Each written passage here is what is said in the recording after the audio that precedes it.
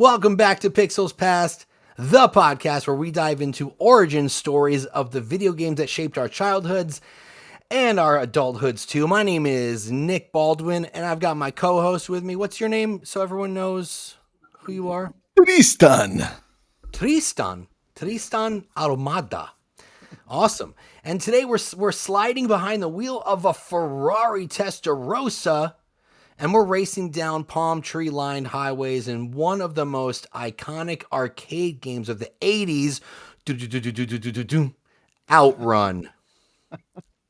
Look, this wasn't just a racing game. If you played it in the arcades, you know what we're talking about. This was a vibe. I would go in and I'd be so entranced playing this game at 7-Eleven. That's the arcade I went to. Oh, dude, for sure. You will always go to 7-Eleven to play arcade. I don't remember any 7-Elevens with video games in them. What? Maybe Dude, that was a California thing. it must have been because the corner 7-Eleven had, first of all, I'd get an icy, cherry icy. A Slurpee, dude, not an icy. Yeah, sorry, Slurpee. What You're are right. you? What? Listen. And then there was elevator action and outrun. It was one of the best racing games. But anyway, you were saying. Oh, yeah. From the branching routes to the soundtrack to the blonde passenger riding shotgun. Not sure if you remember that. It was pure 80s fantasy. And at the center of it all, a brilliant game designer named Yu Suzuki, who wasn't even trying to make a racing simulator. Before Outrun, racing games were mostly competitive, track-based experiences. Think about Pole Position, which I loved on the Atari, or Turbo. They were about racing opponents or beating a time lap. But Yu Suzuki was thinking way outside of his lane when it came to Outrun.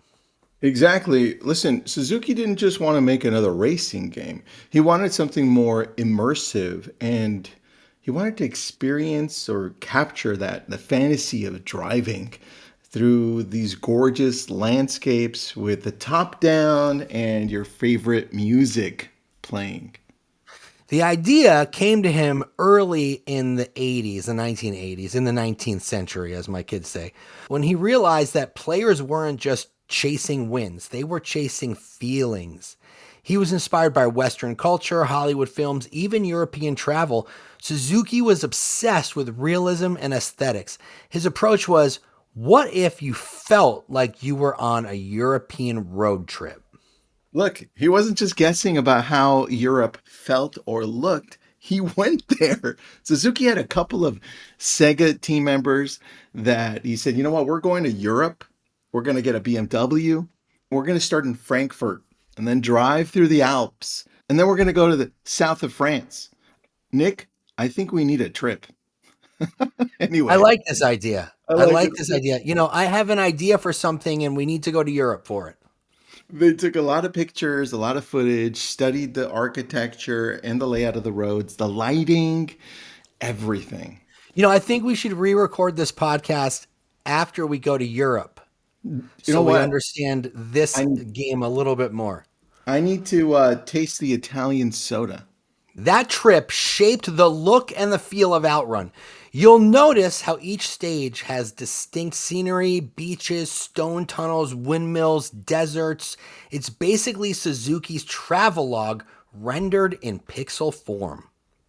What's also cool is that he broke away from the racetrack idea. Instead, he created branching paths, something unheard of in racing games. At each stage, you hit a fork in the road. Left for one route, right for another. That meant multiple endings and more replay value. It wasn't just gameplay innovation, it told a story. Do you go the scenic route through the ocean highway or take a more intense mountain pass? It was like a choose your own adventure for adrenaline junkies. And the steering wasn't twitchy at all. It was very smooth. I remember being behind the wheel thinking, man, I'm a really good driver. But Suzuki wanted even casual players to enjoy it, which is why the game emphasized style over simulation. You're not racing to win a trophy. You're racing for the vibe. And let's not forget, this was 1986. Arcades were still filled with shooters, maze games, and beat 'em ups, and Suzuki gave players something totally different, something relaxing but exciting, cinematic yet totally playable. It redefined what a racing game could be. And as we'll see in the next segment, it wasn't just the visuals that set Outrun apart. Nick, can we talk about the music for a second? You literally got to choose your radio station before the race. It was unheard of at the time. I remember that. That was super innovative for the 1980s. Now you do it in Fortnite when you're driving in a car. You can choose your music.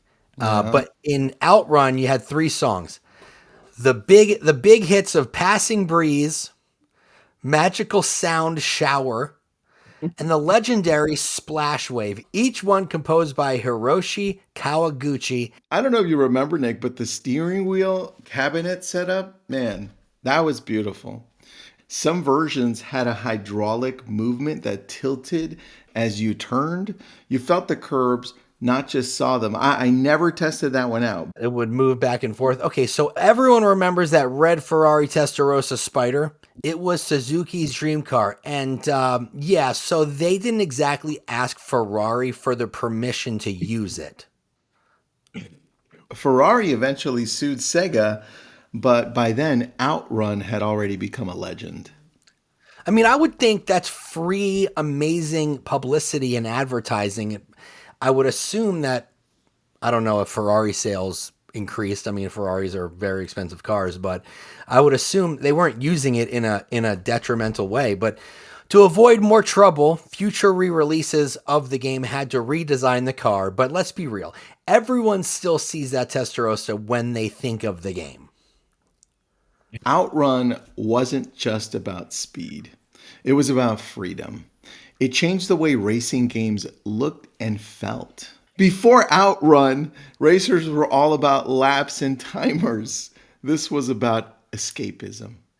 It also pioneered that third-person chase cam that's now the gold standard in driving games. And without Outrun, there's no need for speed, no Cruising USA, which was awesome, That's no great. Burnout. All those were great. I remember Cruising USA. That was super fun. It was Sega's top grossing arcade game for years and sold over 30,000 arcade units globally. In fact, I just ordered one from Amazon to come to my house.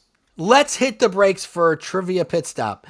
Did you know the original arcade cabinet came in four different styles, including one that tilted and rumbled when you crashed? We talked about that briefly. I Here's a didn't. fun fact. There's an unused track hidden in the arcade ROM called Last Wave. It later became the Outrun High Score theme. And check this one out. In the Japanese release, the female passenger was actually supposed to be the player's girlfriend, but in the US, they quietly downplayed that to avoid any sort of backlash. Even today, Outrun lives on. It's been remade and reimagined. From Outrun 2006, Coast to Coast to Horizon Chase Turbo. Damn, that's a long title. Clearly being inspired by it. And indie developers have been chasing that magic ever since. Games like Slipstream and 80s Overdrive wear their Outrun influence right on their sleeves.